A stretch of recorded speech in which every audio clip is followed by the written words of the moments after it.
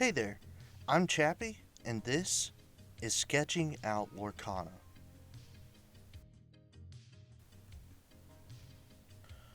Art very rarely has the blessing of explanation. Art is used for expression, whether that's the artist's expression within the piece or to have the viewer reach their own conclusion as to what that expression is upon their viewing. Because art isn't usually associated with clear cut definitions or reasonings, it is left up to interpretation as to where the story is going or what's being portrayed within the selected medium. Let's take interpretation to the next step with a Disney example. Two people could sit down and watch Aladdin together and get two different interpretations.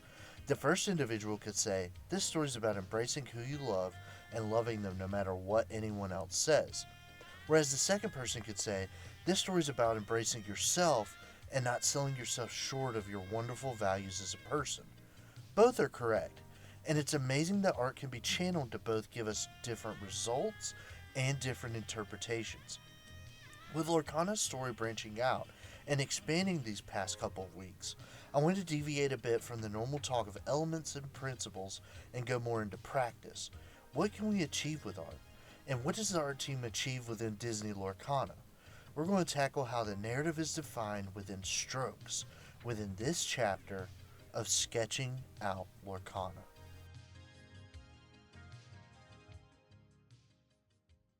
One major draw to Disney Lorcana, once it's got you in its grasp, is the mystifying story that people are chomping at the bit for.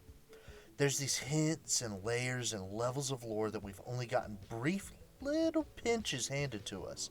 Every card, set theme, setting, and much more different set dressings give us more and more questions.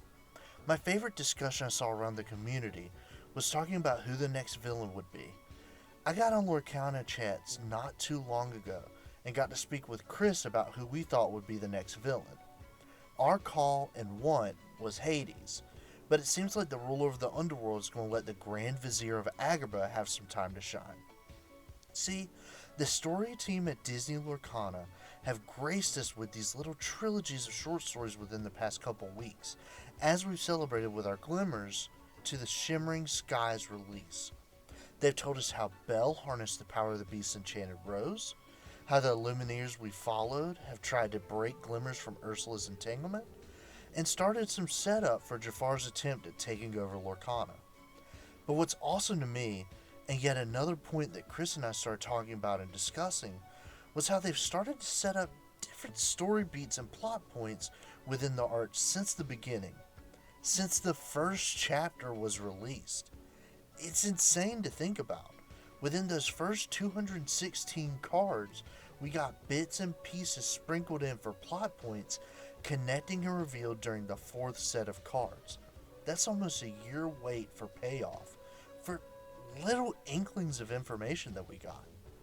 Art's wonderful in the fact that even though our cards come with flavor text to give us a bit more insight to the character's thought process or what could be happening, they could still just have the art and we could draw conclusions or make our own interpretations for what they mean. In fact, there's a specific genre of art that helps with that, and it's narrative art. Narrative art is a specific genre of art that focuses on creating a story within the piece. This can be a framed moment that encapsulates a story, or it could be a collage of moments caught in time that detail what's happening and transpiring.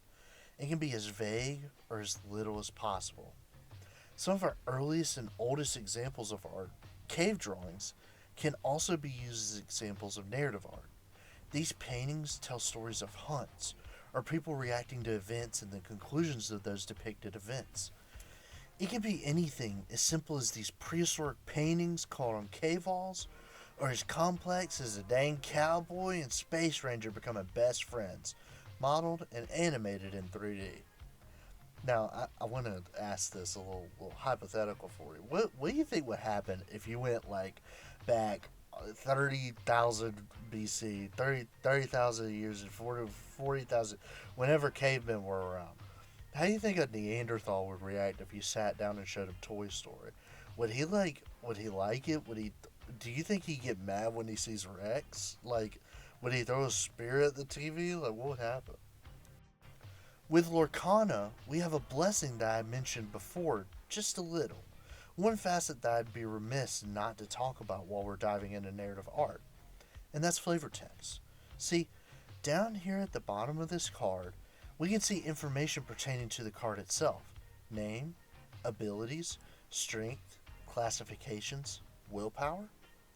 But some cards have the added blessing of extra space, where the Lord team can throw a little blurb of information.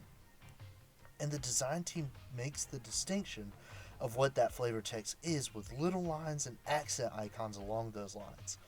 If you see the flavor text sectioned off by a line, accented with an open book, that means it's a snippet of dialogue taken straight from the source material. If it's accented with a line that looks like a pin, then it's an original line of dialogue or story straight from Disney Lorcana's team. And if it's accented with a line with a treble clef, then it means those are lyrics to a song. Pretty cool, right? With this distinction, we can see special blurbs on cards that deepen the story or give insight as to what's going on in that moment. They can be as lighthearted and playful as Nala being a competitive hide and seeker, or as awesome as this card that cements Khan as the coolest Disney horse.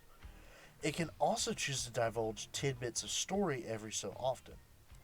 Probably the prime example of flavor text that everyone knows about, everyone talks about, everyone hypothesizes about, is the rules of villainy.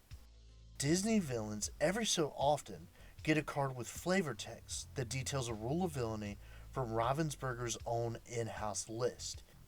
We have yet to see the whole list, and I've seen Illuminator speculate as to if there's hidden meanings, or if there's a reason each villain gets, a certain part. But enough about the flavor text. We're here to talk about the art. The text just icing on the cake. Let's dig into the cake, right? So what are some Lorcana examples of narrative? Well, what I want to show is how there are cards that stick with story plot points and specific beats within the overall narrative. They're connected through their art and what's depicted within the pieces shown. Let's start where it all began, where we first got our hands on Disney Lorcana's first arc. Now, the most notable and significant examples come from the setup for Ursula's return. These are examples stemming all the way back into the first chapter, and start trailing bits through Rise of the Floodborn and into the Inklings as well. We got two little teases with Duke of Wesselton, opportunistic official, and Mickey Mouse, detective. Both are shown surveying some seaweed, which is weird, right? They're the only two cards that take note of the seaweed, with none of the other first chapter drawing any sort of peculiar draw to it. But there's still a focus brought to it. The Duke's flavor text is a line from the movie which fits with the narrative, whereas Mickey specifically talks about the seaweed. We jump forward into Rise of the Floodborn, where we're given Donald Duck, Deep Sea Diver, and Minnie Mouse, Wide-Eyed Diver.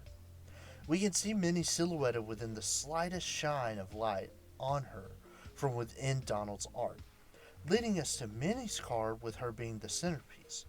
While Donald's card is useful in seeing just where this section of the story starts, we can see that Minnie's card is payoff to show her stumbling where she shouldn't be going. Lost in the depths, she swam right to the maw of a very familiar lair. Into the Inklings is unique because we get a handful of cards with possible hints and allusions. The most obvious of these is held within the Jolly Roger, Hook's ship. Keep a pin in this because I want to come back and try to bring it up again later. But there in the background you can see a murky cloud stressing for the viewer the significant tales of Ursula's lair. A more direct and what I allude to as a kind of post-credit scene card is Ursula, Sea Witch. John Warren paints Ursula in a light similar to her true form being revealed at the climax of The Little Mermaid. But the flavor text tells us more. The secret contract has already been written. There's just the simplest and vaguest sense of dread to that. What does it mean? Is her plan already in place? On top of that, we get two more that sort of could be payoffs, and maybe they're not. But either way, they could be payoffs that we get in Ursula's return. And this is when I do my own chappy speculation. We have two cards in particular, Bernard, Brand New Agent, and Kita, Royal Warrior. What's interesting to me about both of these are the alien elements of the piece. You see glowing eyes within Bernard's piece, and a sort of menacing goop stretching off frame in Kita's art. My gut tells me that Bernard's background with glowing eyes are allusions to the inky flotsam and jetsam glimmers we get, namely the Floodborn duo and the two cards in Ursula's deck for Deep Trouble. For Kita's card, it's pretty safe to say that what she's facing off with is the entanglement, the power that Ursula possesses to will glimmers under her control. We saw Khan and Mulan facing off against it in Ursula's return as well. Before we move on, I want to stress just what's so cool about these art pieces. This spawns discussion and speculation among those who love this and appreciate both the masterpieces of the art and the crafting of the lore. Whether we're right or wrong about what we gather for the story within the future, it still fills us with excitement and giddiness to say, oh heck yeah, I called that, or oh, that's what that was? That's so cool. There's a wonder within that, a sensation that just isn't possible to achieve without the marriage of both art and storytelling. Let's go back to the Jolly Roger, just like I had mentioned before, because it indeed has a set of cards that string together into a narrative as well, and it's all contained within into the Inkling cards. We start off with Peter Pan, Pirate's Bane, and Captain Hook, Master Swordsman. The artist, Simon Buonfantino, is shared within these pieces, and the aesthetics of both characters are the same in both pieces. You can see the blade of Peter Pan's dagger in Hook's card, and then you can see Captain Hook's rapier being jumped off of within Peter Pan's card. The only significant difference between the two is their placement. They're on opposite sides of the helm in their respective pieces. That gives credence that we've possibly gotten glimpses of two different moments in time within that said fight. However, this fight doesn't seem to have gone on for too long, because we get two more cards for each glimmer within the same set. They're enchantments. Now, the body language between the two is insanely different. We've got from standing fighters to just straight up chilling, and they're not too happy about it either. They're both glancing toward one another at the other card, and it's safe to say that what's happened in this fight being broken up, and it seems like the two have set aside their differences for an even bigger threat. What makes me say that specifically? A third glimmer enters the fray with his own bit of info. Prince Eric, expert helmsman. Eric is captured braving the full brunt of a storm. And you might be sitting there thinking, Chappie, buddy, homie, doesn't he do that in other cards? He's a sailor, he's going to do that. But hold up, let's look at the flavor text again. The storm came out of nowhere, forcing Eric to turn back before he reached the mysterious structure at the edge of Lorcana. Suspicious. Doesn't that sound an awful lot like the Ursula's lair we see engulfed within a storm on the Jolly Roger's art? And the Jolly Roger is full on mentioned as Captain Hook's ship specifically. Who's to say that Peter Pan and Captain Hook aren't on that vessel with Eric to take Ursula on together? Mortal rivals, put aside their differences to go ahead and face an even bigger threat, like I mentioned before. That's pretty dope. Let's move on to another story thread. This one's a bit more lighthearted and wondrous as opposed to the setup for a villain arc and, the payoff of two rivals, lifelong rivals fighting and being like, I hate you, but we need to take care of this thing. I've mentioned before how I adore the incorporation of Ariel's fascination for human artifacts within the Sapphire ink. The thread of cards within the fourth set helps us weave together what could be possible start of a narrative we haven't seen truly unravel. The starting point is yet another location, Hidden Cove, Tranquil Haven. We see this wonderful display of jade and turquoise colors, swirling about with the interruption of gold within the middle. The flavor text is a quote from Ariel. Flounder, this is perfect. I can't wait to explore it. It makes us hone in on what we can explore, and the standout item, which happens to be its own card, Hidden Inkcaster, an emerald item that turns uninkable cards into inkable cards. That is a very unique ability that you don't see too terribly often within Lorcana. It gives a weight to this new item that Ariel's probably discovered.